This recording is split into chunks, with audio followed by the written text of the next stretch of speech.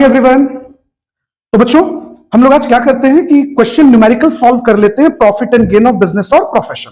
तो जो बच्चे सेमेस्टर में पढ़ रहे हैं या बीकॉम पार्ट थर्ड में है तो उनके लिए ये लेक्चर है। ओके, ये प्रोफेशनल लेवल का लेक्चर नहीं है, तो हम लोग इस पे आते हैं। तो सबसे पहले आप लोग स्टडी मॉड्यूल खोलिए। जो लोग बच्चे क्लास में है वो स्टडी मटेरियल खोलिए। जो बच्चे ऑनलाइन में यूट्यूब पर वीडियो देख रहे हैं उनको क्वेश्चन स्क्रीन पे कास्ट कर दिया जाएगा, वो क्वेश्चन देखेंगे। तो शुरू करें, लेट्स स्टार्ट। देखिए बच्चों, क्वेश्चन 1 में क्या कह रहा है, mister N prepare the following profit and loss account. ये एक क्लोथ मर्चेंट है जिन्होंने अपना प्रॉफिट और लॉस अकाउंट सबमिट किया है। अच्छी बात है। तो इस प्रॉफिट लॉस अकाउंट में सबसे पहले तुम ये देखो कि इन्होंने नेट प्रॉफिट 2,11,500 रुपए 2,11,500 रिप्रेजेंट किया है। लेकिन अगर हम डेबिट साइड देखते हैं, एक्सपेंसेस को देखते हैं, तो कुछ ऐसे भी एक्सपेंसेस हैं जो इनकम टैक्स के अकॉर्डिंगली डिसअलाउड किए गए हैं। मैंने आपको थ्योरी में पढ़ाया भी था। आ जाओ शुरू करें। देखिए, सैलरी एंड वेजेस 33,000। सर ये तो जेन्युइन है, ये तो बिजनेस का पार्ट है, बिजनेस का खर्च है, रहने दीजिए, क्या दिक्कत है। रेंट पेड किया है, बिजनेस का पार्ट होगा सर, रहने दीजिए। House hold expense 82,000। ऑनलाइन वाले बच्चे क्वेश्चन देखिएगा, कह रहा हाउस होल्ड एक्सपेंस 82,000। आप ही सोचिए, इन्होंने अपने घरेलू खर्चों को, घर के एक्सपेंसेस को बिजनेस में बिठा दिया, क्या इनकम टैक्स बर्दाश्त करेगा? Answer is no. Income tax कहता है कि भैया मेरे ये तो डिसअलाउड एक्सपेंस है। तो इन्होंने जो लेस कर दिया, इन्होंने जो डेबिट कर दिया, उससे वापस हम क्या कर दें? क्रेडिट कर देंगे, यानी मैथमेटिकली हम लोग जोड़ देंगे। Very good. इनकम टैक्स, तो भैया मेरे इन्होंने इनकम टैक्स का पेमेंट किया है 900 और उसको डेबिट कर दिया। क्वेश्चन में आप देख लो, आपको लगता है इनकम टैक्स के पेमेंट को एक्सपेंस मानेगी? Answer is no. भैया इनकम टैक्स कैलकुलेट करने के लिए तो इतना फसाद हो रहा है, इतने रूल्स रेगुलेशंस बनाए गए और आप पहले ही डेबिट कर दोगे? बिल्कुल नहीं, ये नहीं हो सकता। नेक्स्ट आइए, एडवर्टीजमेंट। तो सर क्वेश्चन में कोई इंफॉर्मेशन नहीं है तो हम अज्यूम कर लेंगे कि बिजनेस से रिलेटेड होगा, तो कोई दिक्कत ही नहीं है। पोस्टेज एक्सपेंस बिजनेस से होगा। गिफ्ट टू रिलेटिव, अब तुम ही बताओ, रिश्तेदारों को गिफ्ट दोगे, अपने जान पहचान वाले लोगों को गिफ्ट दोगे और उसको बिजनेस का एक्सपेंस बताओगे, क्या इनकम टैक्स एक्सेप्ट करेगा कि वो खर्च है? नो, बिल्कुल नहीं बच्चे। फायर इंश्योरेंस प्रीमियम, चलो ये बिजनेस का है। लाइफ इंश्योरेंस प्रीमियम, ये तो पर्सनल हो गया। पर्सनल खर्चों को इनकम टैक्स बिजनेस का एक्सपेंस नहीं मानता, डिसअलाउड करना होगा इसे। बैड डेब्ट्स रिजर्व, इससे भी डिसअलाउड करना होगा, क्योंकि इनकम टैक्स प्रोविजन और रिजर्व से एकदम नफरत करता है, हेट करता है, बोलता नहीं भैया हम एक्चुअल एक्सपेंस को एक्सपेंस मानते हैं, प्रोविजन और रिजर्व को एक्सपेंस नहीं मानते। तो चलो फिलहाल इतना ट्रांजैक्शन तो हमको दिख रहा है, तो इसका ट्रीटमेंट करें। चलिए सभी बच्चे पेन उठाइए, कॉपी निकालिए और फॉर्मेट बनाइए, computation of income from business. तो शुरू करते हैं। आइए क्वेश्चन नंबर 1 शुरू किया जाए। आइए, कंप्यूटेशन ऑफ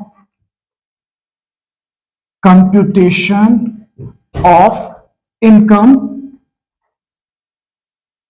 ऑनलाइन वाले बच्चे को विजिबल है? बहुत छोटा नहीं ना दिख रहा है? Computation of income from business. अब बच्चों मान लो जिस असेसमेंट ईयर का क्वेश्चन हो तुम वो मार्क कर दो। तो फिलहाल ये कौन सा असेसमेंट ईयर है हमारा? असेसमेंट ईयर 23-24 हमने लिख दिया। Very good. तो सबसे पहले ये बताओ कि इनका नेट प्रॉफिट कितना है? Net profit as per profit and loss account. Net profit as per profit and loss account कितना दिया हुआ है? तो भैया 2,11,500 लिख दिया हम लोगों ने, 2,11,500। तो मेरे प्यारे स्टूडेंट्स, ये जो 2,11,500 का प्रॉफिट है वो फाइनेंस के अकॉर्डिंगली निकाला गया है, वो अकाउंट्स के अकॉर्डिंगली निकाला गया है, जबकि मुझे इनकम टैक्स के अकॉर्डिंगली प्रॉफिट जाननी है। तो आ जाओ, वैसे सभी खर्चे जो डिसअलाउड किए गए हैं उससे वापस जोड़ देते हैं। Less disallowed expenses, disallowed expense. अच्छा सर, डिसअलाउड एक्सपेंस का मतलब क्या है? बच्चों सिंपल समझो, वैसा एक्सपेंस जो अकाउंट्स में तो एक्सपेंस है लेकिन इनकम टैक्स के नजर में वो खर्च नहीं माना जाता है। तो वैसे हर खर्च जिनको आपने अकाउंट्स में घटा दिया, मतलब आपने अकाउंट्स में डेबिट कॉलम में लिखा, उन सभी को वापस क्रेडिट करना होगा, मतलब जोड़ना होगा। तो देखो, सबसे पहला जो मुझे दिखा था वो था हाउस होल्ड एक्सपेंस 82,000 का दिखा था ना? हाँ सर बिल्कुल, house hold expense, house hold expense कितना है बच्चे? 82,000। यानी ये जो घरेलू खर्चा है जिसको मिस्टर एन ने अपने बिजनेस का एक्सपेंस दिखाया, उससे इनकम टैक्स एक्सपेंस मानने से मना कर रहा है। अगले पॉइंट पे आते हैं, इनकम टैक्स। भैया इनकम टैक्स क्यों होगा? इनकम टैक्स निकालने के लिए ही तो हम इनकम निकाल रहे हैं, और आप पहले ही डेबिट कर दोगे? बिल्कुल नहीं। इनकम टैक्स कितना है? तो 900। चलिए आगे आते हैं, अगला पॉइंट पे आइए बच्चों। उसके बाद फिर दिख रहा हमें एडवर्टीजमेंट। कोई इंफॉर्मेशन है बच्चों? क्वेश्चन में कोई इंफॉर्मेशन नहीं, आप अज्यूम कर लो बिजनेस का पार्ट होगा। पोस्टेज है, गिफ्ट टू रिलेटिव। हाँ सर, ये डिसअलाउड है क्योंकि रिलेटिव को गिफ्ट देना बिजनेस का पार्ट नहीं है। चलो, gift to relative, gift to relative. कितना अपने रिलेटिव को गिफ्ट दिया? 900। आइए अगले क्वेश्चन पे आते हैं, सॉरी हम अगले पॉइंट पे आते हैं। Fire insurance premium. सर ये तो बिजनेस का पार्ट है क्योंकि हम अपने बिजनेस के स्टॉक का, इन्वेंट्रीज का, एसेट्स का इंश्योरेंस कराते हैं। Life insurance. सर ये तो पर्सनल है, जोड़ दीजिए। लाइफ इंश्योरेंस प्रीमियम, ये तो पर्सनल है सर, 2100। पर्सनल खर्चों को आप बिजनेस में थोड़ी लिख सकते हैं। उसके बाद आते हैं, नेक्स्ट पॉइंट क्या दे रहा है? Bad debts reserve. कितना है बच्चों? 800। Bad debts reserve 800। तो भैया ये हमको मिल गया क्या? Disallowed expense. तो अब कैलकुलेटर उठाएंगे और इसको जोड़ लेंगे। लेकिन आइए कुछ ट्रांजैक्शन और भी तो है। क्रेडिट साइड आइए बच्चों, तो क्रेडिट साइड दिख रहा है, गिफ्ट रिसीव फ्रॉम रिलेटिव। बच्चों आप ही बताओ, किस इंसान का बिजनेस इनकम होता है रिश्तेदारों से गिफ्ट लेना?